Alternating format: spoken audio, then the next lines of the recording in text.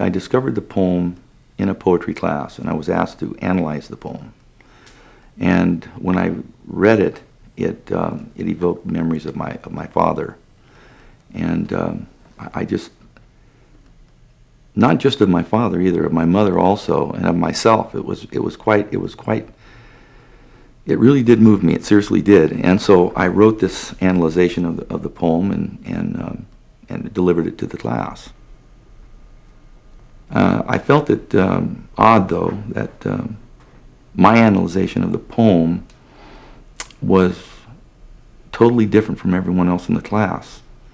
Out of the students, all the other students, and the teacher too, no one agreed with me that it was a joyful poem, that it was a positive poem. Everyone thought that it was a poem that was about spousal abuse, alcoholism, and child abuse. And of course, I didn't see it that way.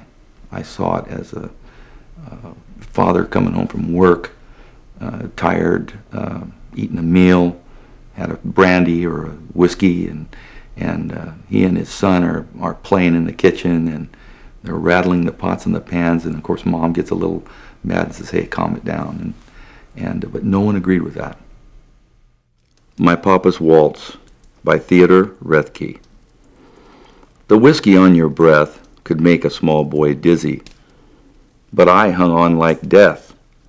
Such waltzing was not easy. We romped until the pan slid from the kitchen shelf. My mother's countenance could not unfrown itself. The hand that held my wrist was battered on one knuckle. At every step you missed, my right ear scraped a buckle. You beat time on my head with a palm caked hard by dirt, then waltzed me off to bed, still clinging to your shirt. There's a few key words in the poem. Whiskey is mentioned. Beat is a word also, talking about beating time on the young boy's head, and the look on the wife's face, the consternation that she feels, because her pots and pans are rattling around the kitchen. But I didn't take that at all to mean that. My mother also would say, "Come on, you guys, cut it out. I'm trying to clean up here," or whatever. But it wasn't.